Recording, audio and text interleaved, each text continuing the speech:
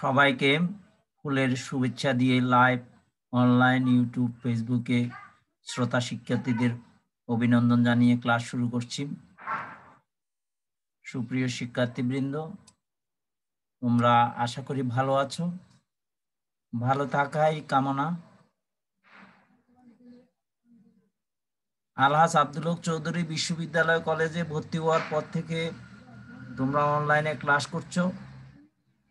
তো আমাদের সাথে সরাসরি কোনো উদ্বোধনী ক্লাসেও তোমাদের দেখা হয়নি। ভর্তির সময় হয়তোবা আমরা ভর্তি করিয়েছি, তখন গুটি কয়েক ছাত্র বা যাদের সাথে দেখা হয়েছে তারা দেখেছো, কিন্তু সরাসরিভাবে আমরা যে পড়াই বা কোন বিষয় পড়াই সেভাবে তোমরা হয়তো চিনোনি আমাদেরকে। তবুও যারা ক্লাস করেছো, তো আমরা কি ক্লাস নিয়ে এবং কিভাবে পড়াই সে বিষয়ে জানো। তো তোমাদেরকে আমার ক্লাসে থাকার জন্য অভিনন্দন। প্রত্যেক সময় তোমাদের একটি কথাই বলি, সরকারি নির্দেশনা অনুযায়ী, যে তোমরা সুরক্ষিত থাকো, ঘরে অবস্থান করো এবং বর্তমান শীত মৌসুমে কোভিড-19 আরো বৃদ্ধি পেয়েছে, সেজন্য তোমরা সতর্ক থাকবে। স্বাস্থ্য সম্পর্কে, হাত ধোয়ার বিষয়ে তোমরা সচেতন থাকবে, যাতে শীতকালে ঠান্ডা থেকে রক্ষা পাও। সেজন্য গরম পানি ব্যবহার করবে, গরম পানি পান করবে ঠান্ডা করে। তাহলে এইসব বিষয়ে সতর্ক থাকলে অন্তত এই রোগ থেকে মুক্তি পাওয়া যাবে। এছাড়া তোমরা দোয়া আশীর্বাদ করবে। আমাদের পরিবারও বা আমার মা, এভাবে আমার ছোট ভাইয়ের বউ সবগুলোই করোনা আক্রান্ত। তাদের উত্তরোত্তর যাতে উন্নতি হয়। এছাড়াও আমাদের বিভাগীয় একজন সিনিয়র স্যার, আজকে খবর পেলাম তিনি কোভিড-19 পজিটিভ। তো তার জন্য ওনার নাম হলো বাবু সৌমিত্র কুমার মজুমদার, সহকারী অধ্যাপক, ব্যবস্থাপনা বিভাগ। তো তোমরা দোয়া আশীর্বাদ করবে তার জন্য, যাতে উনি সুস্থ হন। তো আরো একটি কথা বলবো, তোমরা মাদক থেকে দূরে থাকবে। মাদকের করাল গ্রাস তরুণ সমাজ এবং সামাজিক বন্ধন, রাষ্ট্র, সরকার সবকিছু ক্ষতিগ্রস্ত করছে। তোমরা মাদককে না বলবে। যারা মাদক গ্রহণকারী তাদের সংস্পর্শে যাবে না। তাদের বিভিন্ন বিষয়, অনেক সময় যারা মাদক গ্রহণ করে তারা তরুণদের মাদক গ্রহণ করতে আগ্রহী করে তোলে, কারণ তারা সঙ্গী সাথী খুঁজে। এরপরে যাতে মাদক গ্রহণ করার সময় যে অর্থ লাগে, সে অর্থের যোগান যখন দিতে পারে না, তখন সঙ্গী সাথীকে নিয়ে যাতে বিত্তবান কেউ এই পথে আসলে সে তার থেকে অর্থ পাওয়া যাবে, এই ধরনের লোভ দেখিয়ে কেউ এরকম মাদক গ্রহণ করতে আগ্রহী করে তোলে। তোমরা কিন্তু সচেষ্ট হবে। যারা মাদক গ্রহণ করে তাদের সংস্পর্শে, তাদের কথা মতো অন্তত এই বিষয়ে যদি কোনো কথা বলে, তোমরা ওই সব কথা শুনবে না। মাদক থেকে দূরে থাকবে, মাদককে না বলবে। মাদক সমাজের ক্ষতি সর্বস্তরে ক্ষতি করছে, সে বিষয়ে যেন তোমরা ভবিষ্যৎ প্রজন্মকেও শিখাতে পারো। তোমরা এখন যারা শিক্ষিত হচ্ছ, ইন্টারমিডিয়েটে পড়ো, তারা ভবিষ্যৎ দেশের কর্ণধার, এবং তোমরা এখান থেকে শিক্ষা লাভ করার পরে জাতিকে শিক্ষিত করতে হলে তোমাদের অবদান থাকবে। তো আমরা পড়ার প্রতি আমরা যে উপস্থাপনায় আসি। আজকের বিষয় হলো ব্যবসা সংগঠন ব্যবস্থাপনা প্রথম পত্র, তারিখ 29/11/2020। বিষয় শিরোনাম যৌথ মূলধনী ব্যবসায়। অধ্যায় পঞ্চম, পাঠ শিরোনাম কোম্পানি সংগঠন।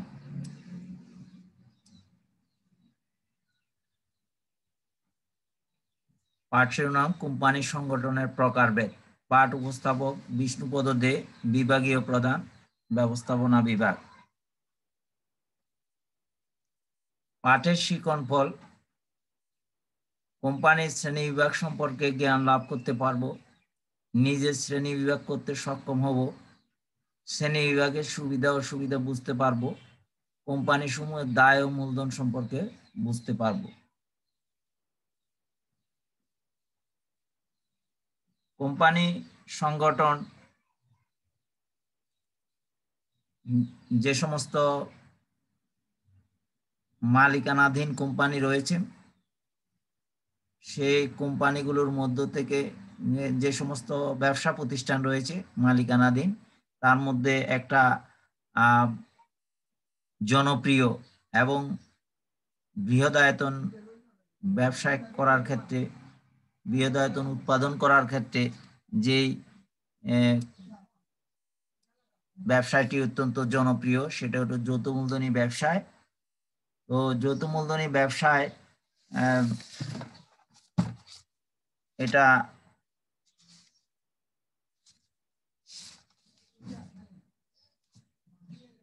আমরা একটি নির্দিষ্ট আইনের দ্বারা এই কোম্পানি গঠিত এবং পরিচালিত, নিবন্ধিত, এবং এটি আইন দ্বারাই অবলুপ্ত হয়। এর কৃত্রিম ব্যক্তি সত্তা রয়েছে।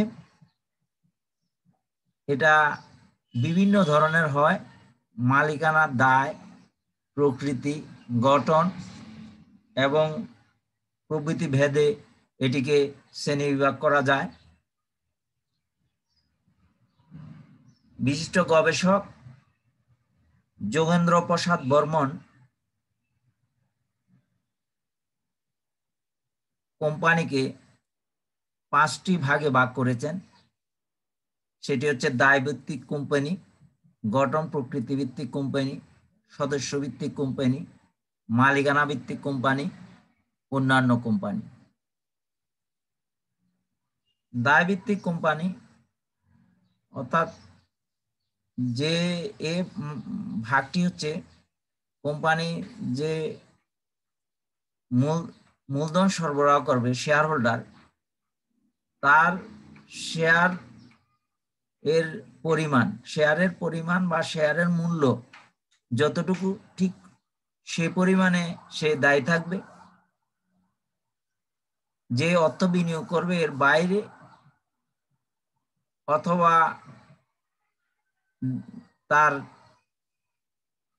প্রতিশ্রুতি অথবা এমন দায় রয়েছে যে কোম্পানি অবলোপনের সময় ও তার দায় থাকবে, সেই ধরনের, অর্থাৎ দায়ের উপর নির্ভর করে কোম্পানির শ্রেণীবিভাগ। দায়ভিত্তিক কোম্পানি 3 ধরনের: শেয়ার দ্বারা সীমিত কোম্পানি,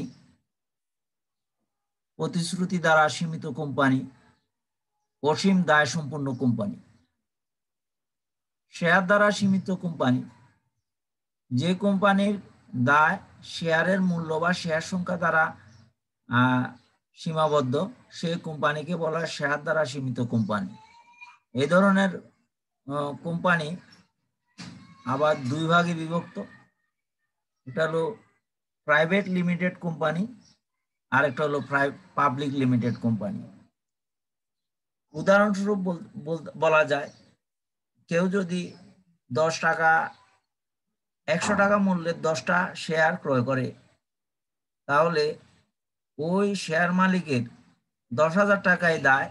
কোম্পানি যদি অবলোপন ঘটে, তাহলে তার 10,000 টাকা তার জন্যই সে দায়ী থাকবে। এর অতিরিক্ত কোনো দায় সে বহন করবে না।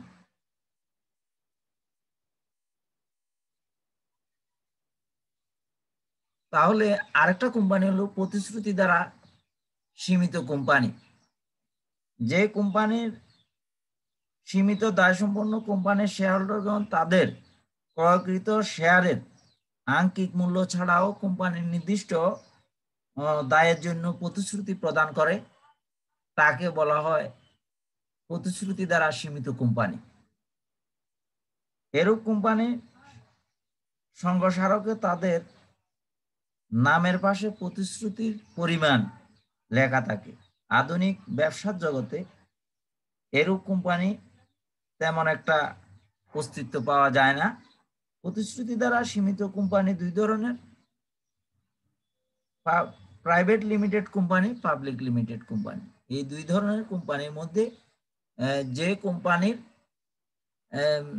যে শেয়ার হোল্ডারদের নামের পাশে প্রতিশ্রুতি দ্বারা সীমাবদ্ধ এই কথাটি এবং প্রতিশ্রুতি দ্বারা কি পরিমাণ টাকার জন্য সে দায়বদ্ধ সেটা যদি লেখা থাকে, তখন তাকে বলা হবে যে প্রতিশ্রুতি দ্বারা সীমিত কোম্পানি। অসীম দায়সম্পন্ন কোম্পানি: যেসব নিবন্ধিত কোম্পানির সদস্যদের দায় অসীম হয় তাদেরকে অসীম দায়সম্পন্ন কোম্পানি বলা হয়।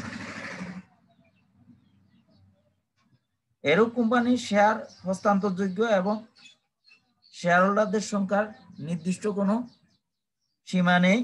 বর্তমানে এই ধরনের কোম্পানি নেই বললেই চলে। তাহলে পরবর্তী যে ভাগ রয়েছে সেটা হচ্ছে গঠন প্রকৃতি ভিত্তিক কোম্পানি। কোম্পানি এ ধরনের কোম্পানি হচ্ছে যে কোম্পানি গঠন অনুযায়ী পরিচালিত হয় এবং গঠনে সেই বিষয়টা লিপিবদ্ধ থাকে। সেটা একটা ঐতিহাসিক পটভূমি রয়েছে এই কোম্পানিগুলোর। এই কোম্পানিগুলোকে বলা হয় গঠন প্রকৃতি ভিত্তিক কোম্পানি। যেমন সনদপ্রাপ্ত কোম্পানি। 1844 সালে কোম্পানি আইন প্রবর্তনের পূর্বে রাজা বা রানীর বিশেষ আদেশ বলে এ ধরনের কোম্পানি গঠিত হয়। রাজকীয় সনদ বা ঘোষণার মাধ্যমে গঠিত হয় বলে এরূপ কোম্পানিকে সনদপ্রাপ্ত কোম্পানি বলা হয়। আমি আগে বলেছি এটার একটা ঐতিহাসিক পটভূমি রয়েছে। ইংল্যান্ডে কোম্পানি আইন প্রবর্তনের পর এরূপ সনদপ্রাপ্ত কোম্পানি প্রথা বাতিল বলে ঘোষণা করা হয়। ইস্ট ইন্ডিয়া কোম্পানি, হার্টজন company, the Bank of England, the Chartered Bank of Australia, Chartered Mercantile Bank of India এ ধরনের কোম্পানি উদাহরণ। বর্তমানে এ ধরনের কোম্পানির কোনো অস্তিত্ব নেই। বিধিবদ্ধ কোম্পানি: দেশের আইন পরিষদ এবং পার্লামেন্ট বা রাষ্ট্রপ্রধান কর্তৃক বিশেষ আইনের দ্বারা যে কোম্পানি গঠিত হয় তাকে বিধিবদ্ধ কোম্পানি বলা হয়। এরূপ কোম্পানি দেশের প্রচলিত আইন দ্বারা গঠিত, পরিচালিত, নিয়ন্ত্রিত হয়। নিয়ন্ত্রিত না হয়ে পাশকৃত বিশেষ আইন দ্বারা পরিচালিত হয়। বিশেষ আইন আর্থসামাজিক উন্নয়নের লক্ষ্যে এরূপ কোম্পানি গঠিত হয়। বাংলাদেশের কৃষি উন্নয়ন কর্পোরেশন, শিল্প উন্নয়ন কর্পোরেশন, ওয়াসা, DESA, Teletalk, Reserve Bank of India প্রভৃতি এই কোম্পানিগুলোর উদাহরণ। এরপরে আছে নিবন্ধিত কোম্পানি। যেসব কোম্পানি 1994 সালের আইন অনুযায়ী এবং এই আইনের প্রবর্তনের পূর্বে 1913 সালে কোম্পানি আইনের দ্বারা গঠিত, নিবন্ধিত এবং সেগুলোকে বলা হয় নিবন্ধিত কোম্পানি। সাধারণত এসব কোম্পানি নিবন্ধকের অফিসে তালিকাভুক্ত হয়ে সেগুলো নিবন্ধন নিতে হয়। বর্তমান বিশ্বের অধিকাংশ কোম্পানি নিবন্ধিত কোম্পানি। এরূপ কোম্পানি সাধারণত দুই ধরনের হয়: অসীম দায়সম্পন্ন কোম্পানি, সীমিত দায়সম্পন্ন কোম্পানি। পরবর্তী ভাগ সদস্য ভিত্তিক কোম্পানি, অর্থাৎ যে কোম্পানির সদস্য সংখ্যার উপর নির্ভর করে কোম্পানিটা গঠিত হয় সেই কোম্পানিকে বলা হয় সদস্যভিত্তিক কোম্পানি, এ ধরনের সদস্যভিত্তিক কোম্পানি দুই রকম হয়, private limited company, public limited company. যে কোম্পানির সদস্য সংখ্যা 2 থেকে 50 জন এর মধ্যে সীমিত, সেই কোম্পানিকে বলা হয় প্রাইভেট লিমিটেড কোম্পানি। এই কোম্পানির নামের শেষে লিমিটেড কথাটি লেখা থাকে। পাবলিক লিমিটেড কোম্পানি, যে কোম্পানির সদস্য সংখ্যা 7 থেকে সর্বোচ্চ শেয়ার সংখ্যা সীমাবদ্ধ, সেই কোম্পানিকে বলা হয় পাবলিক লিমিটেড কোম্পানি। এ ধরনের কোম্পানি অধিক পরিমাণ মূলধন সরবরাহ করতে পারে, বৃহদায়তনে এই প্রতিষ্ঠান উৎপাদন করতে পারে, বৃহদায়তন ভাবে যে কোনো উদ্যোগ এরা গ্রহণ করতে পারে। তাহলে এই কোম্পানির পরিধি সবচেয়ে ব্যাপক। পরবর্তী ভাগ রয়েছে মালিকানা ভিত্তিক কোম্পানি। যে কোম্পানি মালিকানাটা কোন প্রকৃতি, সরকারি না বেসরকারি, জনগণ দ্বারা পরিচালিত, এর উপরে নির্ভর করে কোম্পানি গঠিত হয়, তাকে বলা মালিকানা ভিত্তিক কোম্পানি। এ ধরনের কোম্পানি হলো দুই রকম, সরকারি কোম্পানি, বেসরকারি কোম্পানি। যেসব কোম্পানি সাধারণত সরকারি মালিকানায় প্রতিষ্ঠিত হয় এবং কমপক্ষে 51% শেয়ারের মালিক সরকার থাকে, সেই কোম্পানিকে বলা হয় সরকারি কোম্পানি। আর জনগণ 49% শেয়ারের অধিক মালিক হতে পারে না। সরকারি কোম্পানি সাধারণত প্রাইভেট লিমিটেড, পাবলিক লিমিটেড হতে পারে, তবে অধিকাংশ ক্ষেত্রে পাবলিক লিমিটেড কোম্পানি হয়ে থাকে। বেসরকারি কোম্পানি, যেসব কোম্পানি সরকারি কোম্পানি নয় সেগুলোকে বেসরকারি কোম্পানি বলে। এরূপ সীমিত দায়সম্পন্ন কোম্পানির প্রবর্তন, মালিক, পরিচালক প্রধানত জনসাধারণ হয়ে থাকে। অন্যান্য অনেক কোম্পানি রয়েছে, তার মধ্যে 4 রকমের company: holding company, subsidiary company, associate company, বিদেশি company.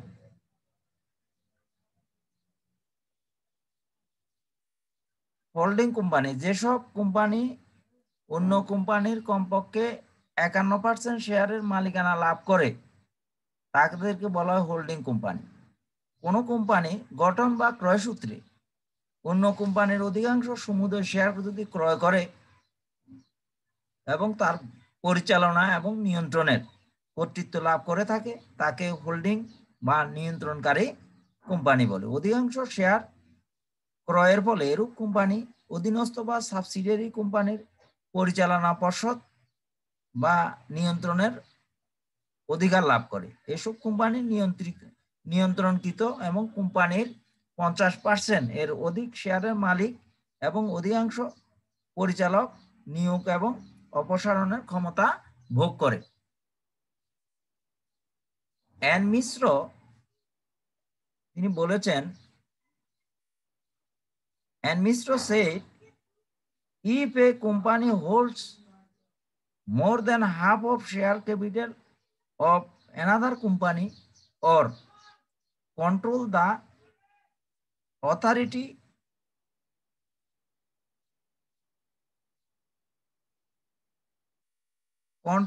majority composition of its board of directors with the sole object of controlling its management, such company will be called holding company.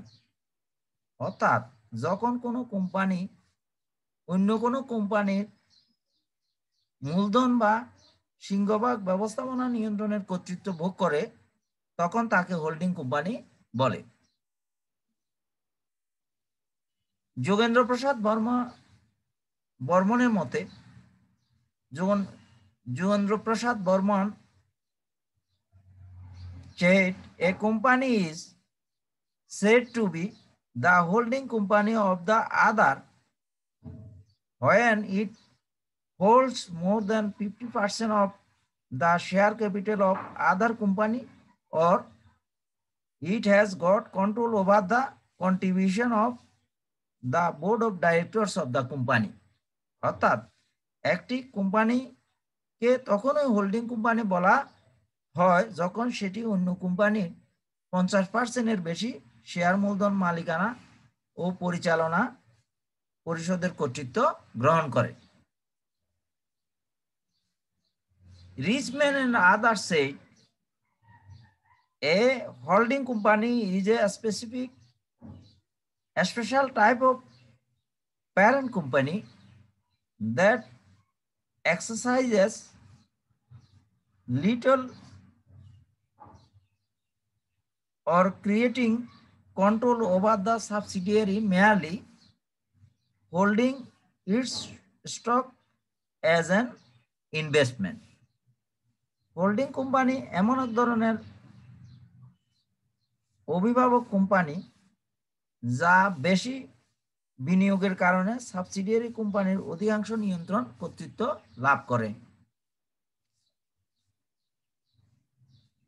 সংজ্ঞা যদি আমরা বিশ্লেষণ করি তাহলে হোল্ডিং কোম্পানির কিছু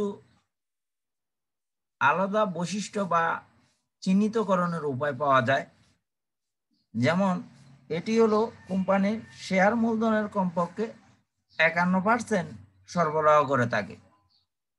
subsidiary কোম্পানির অধিকাংশ পরিচালক নিয়োগের ক্ষমতাও কোম্পানির উপর ন্যস্ত থাকে। অধীনস্থ কোম্পানির ব্যবস্থাপনা পরিষদ নির্বাচনের দায়িত্ব কোম্পানির বেশিরভাগই ভোগ করে। পরিচালকদের পদচ্যুতি এবং অবসর দানের ক্ষমতাও এর উপর ব্যস্ত থাকে। এই কোম্পানির পূর্ব নিয়ন্ত্রণ থেকে অধীনস্থ কোম্পানিটি পরিচালিত হয়। সাবসিডিয়ারি কোম্পানি, যে সকল কোম্পানির 50% অধিক শেয়ারের মালিক অন্য কোম্পানি, তাকে সাবসিডিয়ারি কোম্পানি বলে। অর্ধেকের বেশি মূলধন সরবরাহকারী কোম্পানি হয় হোল্ডিং কোম্পানি। হোল্ডিং কোম্পানি এরূপ কোম্পানির পুরো দায়িত্ব থাকে নিয়ন্ত্রণকারী কোম্পানিকে বলা হয় হোল্ডিং কোম্পানি, এবং এরূপ কোম্পানির অধীন সত্তা থাকে না। পরিচালনা ক্ষেত্রে একে হোল্ডিং কোম্পানির উপর নির্ভর করতে হয়। যারা সাবসিডিয়ারি কোম্পানি হোল্ডিং কোম্পানির উপর নির্ভর করে পরিচালনা করতে হয়। এরপরে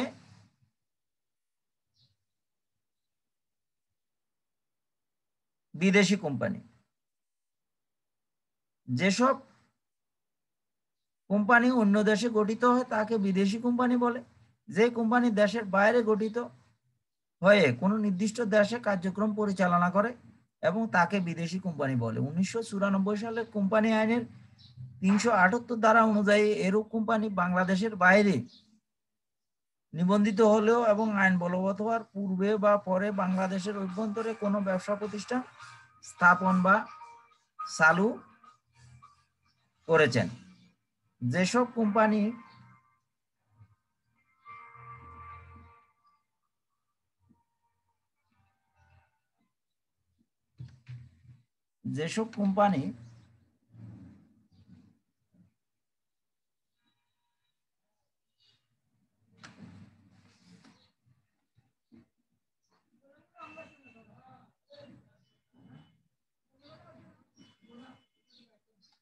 বিদেশি কোম্পানিও আইন প্রবর্তনের পর বাংলাদেশের অভ্যন্তরে ব্যবসা প্রতিষ্ঠান করেছে, সেগুলো প্রতিষ্ঠার 30 দিনের মধ্যে নিবন্ধকের নিকট কোম্পানি সংক্রান্ত বিভিন্ন দলিলপত্র উপস্থাপন করে নিবন্ধকের আবেদন করতে হয়। জে কে মিত্র বলেন, a foreign company is a company which is incorporated outside of the country but carries on business in the country through agents or branches, যেমন গ্রিনল্যান্ড ব্যাংক লিমিটেড। বহুজাতিক কোম্পানি, এদেরকে বলা হয় মাল্টিন্যাশনাল কোম্পানি। যে কোম্পানির অধিকাংশ ব্যবস্থাপনা নিয়ন্ত্রণের একাধিক দেশের অধিবাসী অন্তর্ভুক্ত থাকে তাকে বহুজাতিক কোম্পানি বলে, যেমন লিবার ব্রাদার্স লিমিটেড। বিদ্যমান কোম্পানি, এক্সিস্টিং কোম্পানি। বাংলাদেশে 1994 সালের কোম্পানি আইন প্রবর্তনের পূর্বে যেসব কোম্পানি নিবন্ধিত হয় এখনো কার্যকর রয়েছে সেসব কোম্পানিকে বিদ্যমান কোম্পানি বলা হয়। অব্যবসায়ী বা লাভবিহীন কোম্পানি, কোম্পানি আইন অনুযায়ী গঠিত হলেও যেসব কোম্পানি ব্যবসা বা লাভের উদ্দেশ্যে প্রতিষ্ঠিত হয়নি সেগুলিকে অব্যবসায়ী বা লাভবিহীন কোম্পানি বলে। 1994 সালের কোম্পানি আইনের 28-এর 1 ধারা মোতাবেক সরকারি সন্তুষ্টির মাধ্যমে যদি প্রমাণিত হয় যে সীমিত দায়সম্পন্ন কোম্পানির মাধ্যমে গঠিত হয়ে কোনো সমিতি বা সংস্থা যার উদ্দেশ্য হলো হবে ব্যবসায়, কলা, বিজ্ঞান, ধর্ম, ধাতব্য প্রতিষ্ঠানের উন্নতি সাধন ও অন্য কোনো জনহিতকর উদ্দেশ্য সাধন এবং উক্ত প্রতিষ্ঠানের আয় বা মুনাফা কেবল উদ্দেশ্য সাধনের জন্য ব্যয় হবে এবং সদস্যদের মধ্যে কোনো লভ্যাংশ বিতরণ করা যাবে না।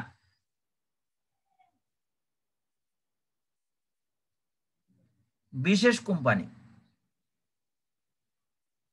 কোম্পানি আইনের অধীনে নিবন্ধিত হয়েও যেসব কোম্পানি কোনো বিশেষ আইন দ্বারা গঠিত, পরিচালিত, নিয়ন্ত্রিত হয় তাকে বিশেষ কোম্পানি বলে। বাংলাদেশে প্রবর্তিত 2010 সালের বীমা আইন অনুসারে বীমা কোম্পানি এরূপ কোম্পানির উদাহরণ। এছাড়াও স্থান, কাল, পাত্র এবং বিভিন্ন ধরনের পাত্রভেদে বিভিন্ন ধরনের কোম্পানি গঠিত, পরিচালিত, নিয়ন্ত্রিত হতে দেখা যায়। তাহলে আমরা মোটামুটি কোম্পানি সংগঠনের বিভিন্ন প্রকারভেদ সম্পর্কে জানতে পারলাম। আমাদের ক্লাস প্রায় শেষের দিকে, তবে আমরা শেষ করার আগে আমরা আর একটু পড়াটা দেখে নিব।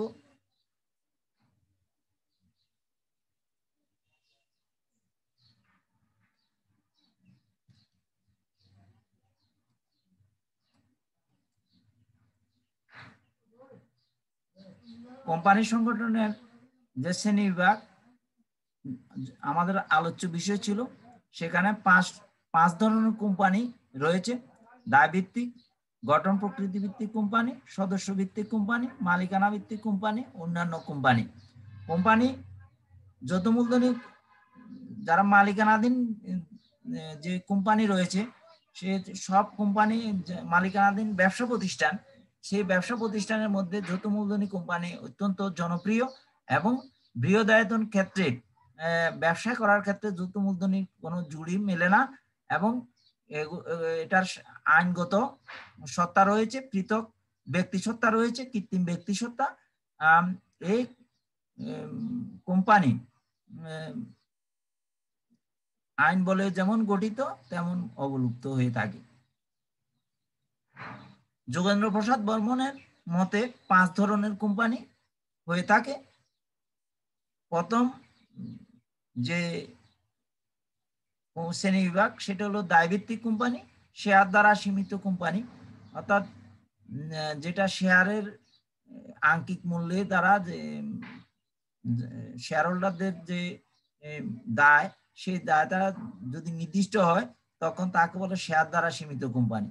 আর যদি শেয়ার হোল্ডাররা প্রতিশ্রুতি দিয়ে থাকে শেয়ার আঙ্কিক মূল্যের বাইরে এসে যে মূল্য দায়বদ্ধ থাকবে সেটি যদি তার নামের পাশে লেখা থাকে তাকে প্রতিশ্রুতি দ্বারা সীমিত কোম্পানি বলা। আর যে কোম্পানির দায় একেবারে অবলুপ্ত হওয়া পর্যন্তই শেয়ার হোল্ডারদের থাকে তাকে বলে অসীম দায়ের কোম্পানি। আর গঠন প্রকৃতি অনুযায়ী সনদপ্রাপ্ত কোম্পানি, বিধিবদ্ধ কোম্পানি, নিবন্ধিত কোম্পানি।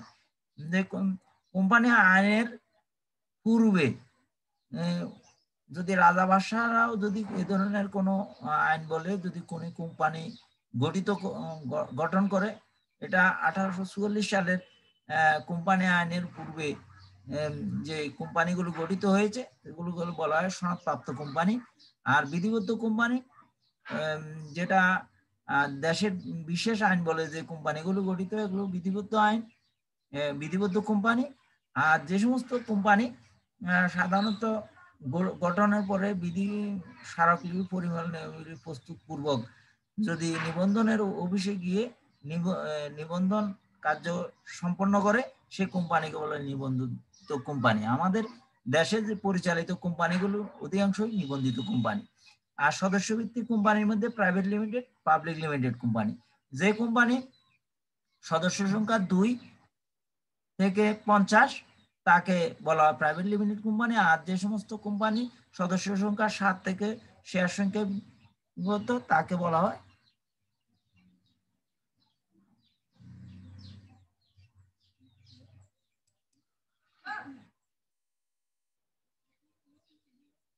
তো আমরা প্রায় শেষের দিকে এসে গেছি। সবাইকে আবারও ফুলের শুভেচ্ছা দিয়ে শেষ করছি। স্রষ্টা তোমাদের কল্যাণ করুন।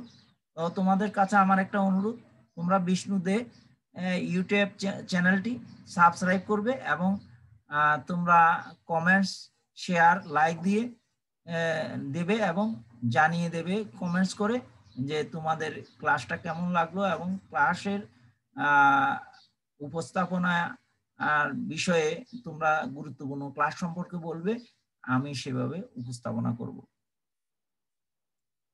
সবাই ভালো থেকো, সবার দোয়া আশীর্বাদ থাকবে যেন কারো করোনা আক্রান্ত না হও।